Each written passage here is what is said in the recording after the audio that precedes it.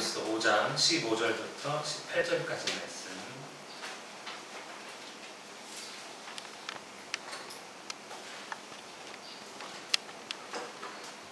에베소서 5장 15절에서 18절 말씀입니다. 찾으셨으면 함께 한 목소리로 읽겠습니다. 15절부터입니다. 시작.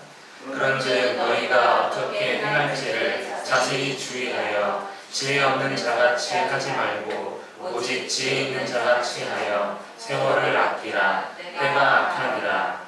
그러므로 어리석은 자가 되지 말고 오직 주의 뜻이 무엇인가 이해하라.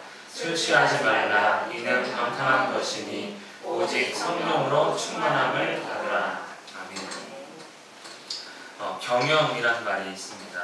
일반적으로 우리는 잘 사용하지 않는 말이지만 모든 사람들은 다 경영을 하면서 살아가고 있습니다.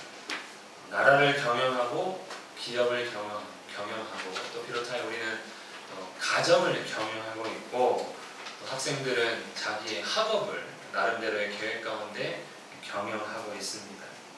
그리고 경영을 하는 데 있어서 가장 중요한 부분이 있는데 그것은 우리가 바로 CEO라고 부르는 최고 경영자 아니면 최고 결정권자입니다. 최고 경영자는 목적을 제시하고 또 목적을 이루어가는 데 있어서 최종적인 결정을 내리는 사람입니다. 나라의 CEO는 대통령이고 또 기업은 회장이나 사장일 것이고 또 가정은 가장이라고 부릅니다. 그리고 보통 대부분의 사람들의 인생, 자기의 인생의 CEO를 자기 자신이라고 생각합니다.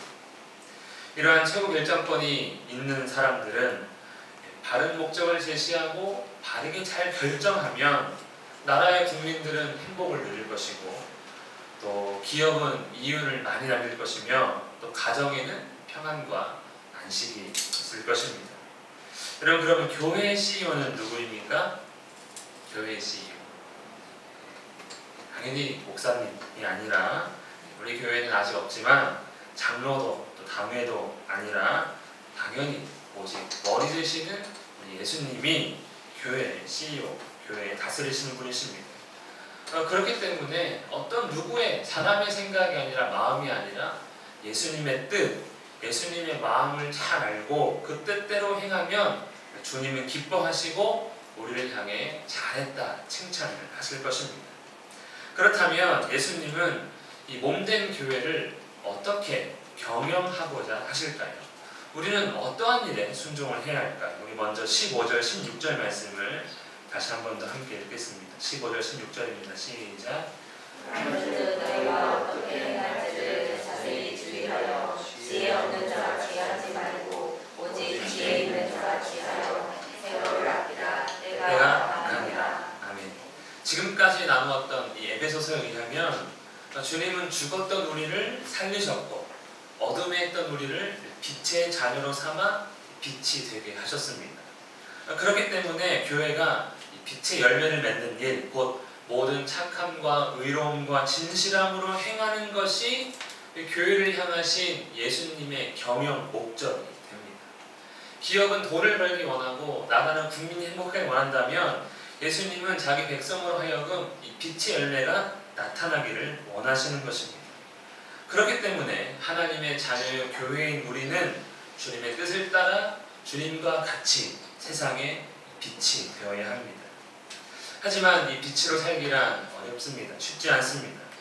그래서 어떻게 하면 내가 빛으로 살지, 어떻게 하면 언제든지 어디서든지 빛으로 행할 수 있을지를 주의 깊게 살펴야 하는 것이지.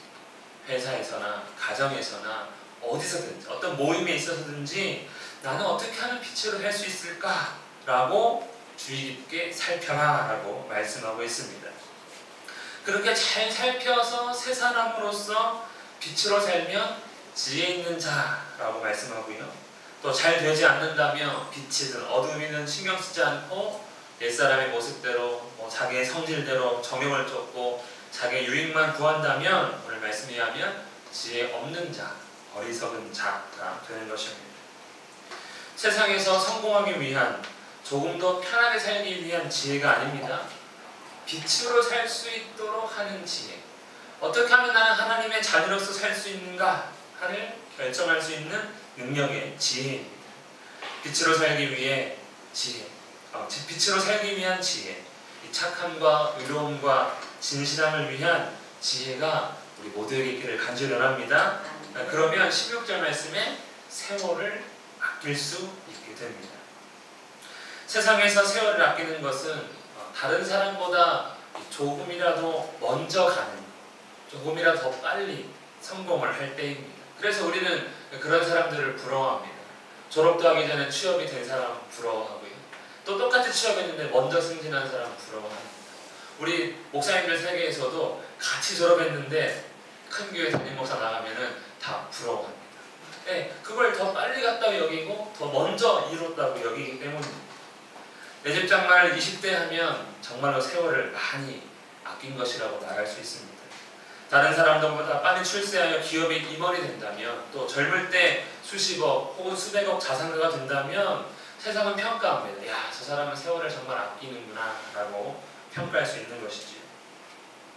그래서 세상 사람들은 이 세월을 아끼기 위해 공부합니다.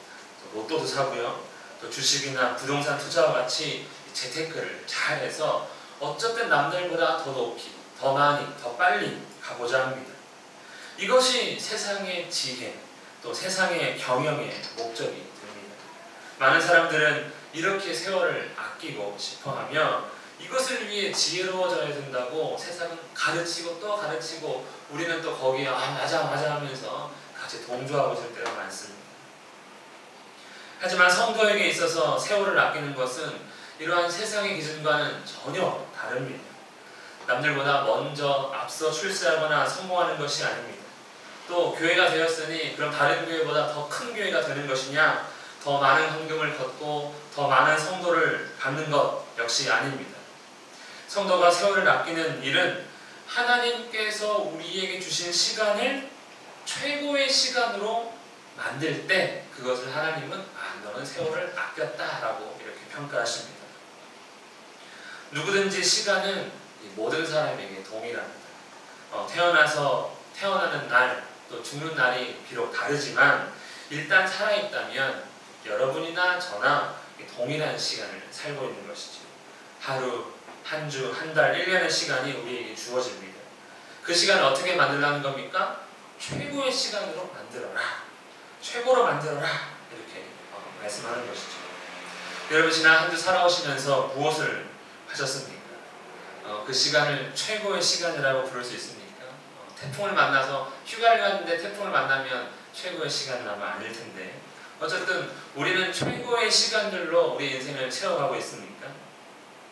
지금 이렇게 우리가 예배라는 이름으로 함께 모여서 찬송하고 기도하고 말씀을 듣는데 이 시간은 그럼 최고의 시간입니까? 세월을 아끼라. 이 주어진 시간을 하나님 보시기에 최고로 만들어라. 이것을 어떻게 하면 최고가 된다는 것입니까? 에베소서에 의하면 모든 착함과 의로움과 진실함으로 행하는 그 시간이 최고의 시간이다 라고 말씀하는 것입니다. 즉 악한 때에 선을 행하고 어두운 이 때에 빛으로 살면 그 사람이 바로 세월을 아낀 자, 시간을 최고로 만든 사람, 그리고 그렇게 할 수 있도록 살피는 사람은 지혜 있는 자가 되는 것입니다. 우리 모두에게 주어진 인생을 최고의 시간으로 만드는 지혜가 있기를 예수님의 이름으로 축복합니다. 우리 17절 말씀을 함께 읽겠습니다. 17절입니다. 시작. 그러므로 어리석은 자가 되지 말고 오직 주의 뜻이 무엇인가 이해하라. 아멘. 대통령, 또 회장, 각 기업의 회장마다 나름대로의 어떤 철학이 있습니다. 그래서 그 생각대로 나라를 다스리고 기업을 운영합니다. 그럴 때 그러한 철학, 그러한 생각들을 잘 아는 사람들이 있는데 그 사람들이 보통 대통령의 참모, 비서실장이 되고 또 장차관이 되는 것이죠. 또 회장의 의중과 생각을 잘 알고 있으면 그 회사의 아마 핵심 인사가 될 것입니다. 그렇다면 우리는 이 교회를 향하신 주님의 뜻, 하나님의 마음을 잘 알고 이해하고 있습니까? 마태복음 25장 14절에서 30절 말씀을 보면 우리가 알고 있는 달란트 비유가 나옵니다. 주인이 해외로 타국으로 출장을 다녀오고자 할 때 종들을 불러서 종 3명을 불렀는지 종들을 불러서 각각 금 5달란트, 2달란트, 1달란트를 나눠줍니다. 금 5달란트, 2달란트 받은 종은 그것으로 장사해서 이윤을 남겼고 돌아온 주인은 그 사실을 알고 칭찬합니다. 착하고 충성된 종아, 내가 적은 일에 충성하였음에 내가 많은 것을 내게 맡기리니 내 주인의 즐거움에 참여할지어다. 작은 일에 충성했으니까 큰 일에 맡기겠다고 이렇게 아주 큰 칭찬을 한 것입니다. 그 5달란트, 2달란트 받은 종은 주인의 뜻을 알고 뜻대로 잘 행한 것입니다. 그런데 이 1달란트 받은 종은 좀 별나게 행동했습니다. 1달란트 받은 자는 가서 땅을 파고 그 주인의 돈을 감추어 두었더니. 왜 이 종은 1달란트를 이렇게 땅에 묻어두었을까요? 그 종이 게으른 종이어서 또 장사하기가 귀찮아서 그랬을까요? 주인이 돌아와서 결산하자라고 말하니까 이렇게 말합니다.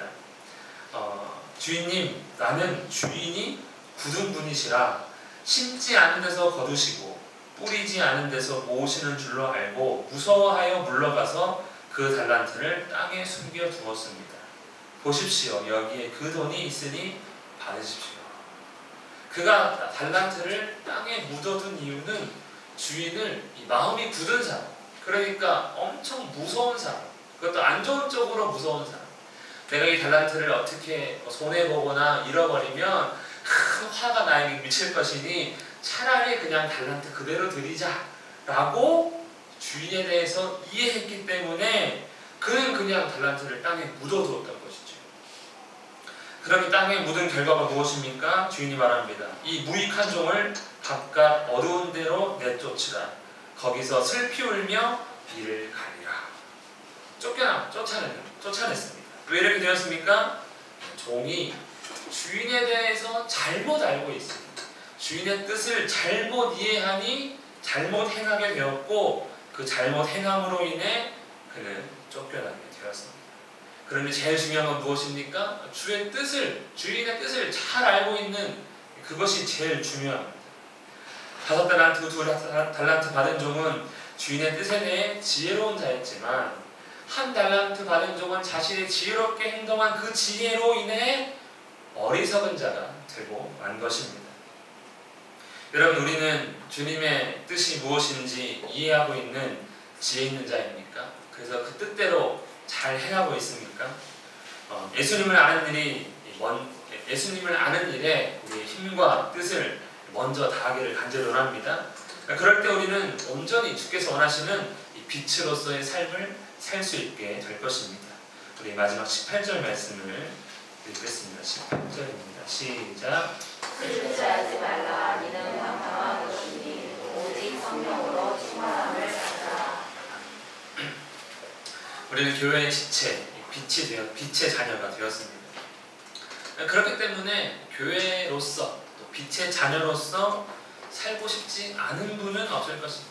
그냥 교회 설교도 재미없고 가르침도 재미없고 지겹고만 해도 그냥 주의 자녀로서 사십시오라고 한다면 그래야지 아마 다 그런 생각은 하고 삽니다.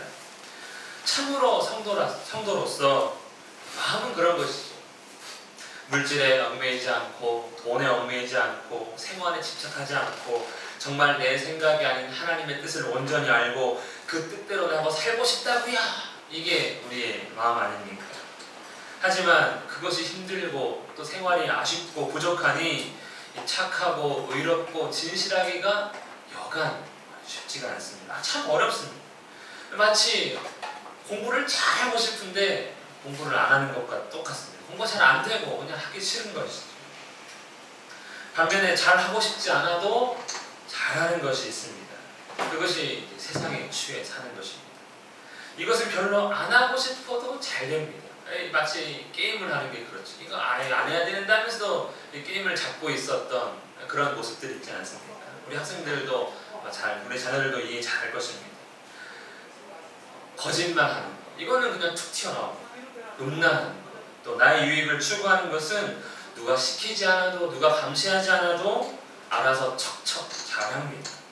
술 취하고 싶지 않아도 한 잔, 두 잔 마시면 취하듯이 세상의 것들에 나는 취하지 않겠노라 하지만 세상에서 그러한 것들을 하다 보니 어느덧 우리는 근심에, 걱정에, 정신없는 생활에 취해 있습니다. 취한 줄도 모르게 사는 것이지. 술에 취하면 자신이 취한 줄 모르는 것처럼 모르고 또 판단력이나 이해력 등 모든 지각이 떨어지듯이 이제 세상에 취해 이 성공과 출세에 집착하게 되니 성도는 어떻습니까? 나는 지혜롭게 행한다 하지만 지혜로울 수가 없습니다.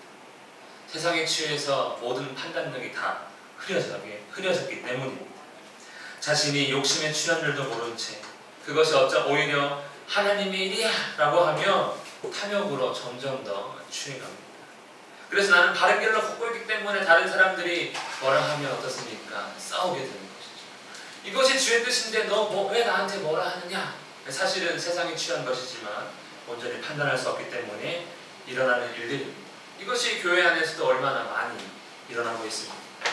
주를 위한 것이라며 다 같이 싸우는 것, 그것이 어찌 보면 우리는 세상에 취한 모습일 수도 있습니다. 똑바라 볶고자 하지만 비틀비틀하는 술 취한 모습과 같습니다. 하나님 보시기에 어리석은 자입니다. 그렇기 때문에 우리가 지혜 있는 자로서 세월을 아끼기 위해서는 하나님의 도움을 받아야 합니다. 아이가 제대로 판단하지 못하기 때문에 우리가 이거 하지 마라, 저거 하지 마라, 이거 해라, 저거 해라 라고 도움을 주듯이 우리는 하나님의 자녀로서 아버지 되시는 하나님의 도움이 필요합니다. 하나님이 우리의 최고 결정권자가 되어서 우리의 생활을 경영해 주셔야 합니다.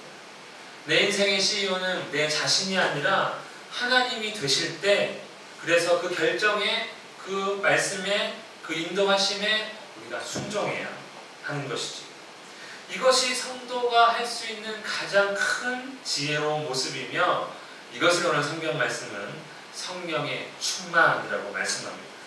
저는 우리 모두가 성령으로 충만케 되기를 간절히 원합니다. 여러분, 우리는 아무리 원해도 스스로 빛이 될 수가 없습니다. 마음은 원이로되 육신이 약하도다. 주님을 따라서 산다는 것이 쉽지 않습니다. 하지만 하나님은 우리로 하여금 할 수 있게 하십니다. 마가복음 10장 27절에 예수께서 그들을 보시며 이르시되 사람으로서는 할 수 없으되 하나님으로는 그렇지 아니하니 하나님으로서는 다 하실 수 있느니라. 여러분, 하나님은 우리를 어떻게 도우십니까? 로마서 8장 26절 이와 같이 성령도 우리의 연약함을 도우시나니. 하나님 우리를 성령으로 도우십니다.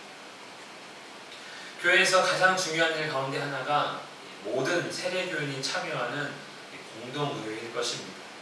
특별한 일이 없으면 1년에 한 번 12월이나 1월 달에 보통 갖습니다. 그리고 공동회의를 통해 지난 1년을 결산하고 앞으로 1년의 예산을 결정합니다. 그리고 보통 이 일을 위해 교회가 광고합니다. 기도로 준비하겠습니다 하면서 공동회의를 준비하는 것이죠.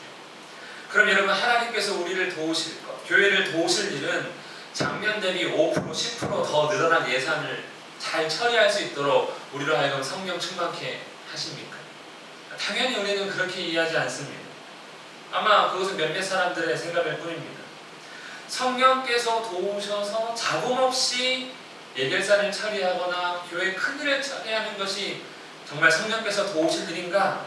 당연히 그렇지 않습니다.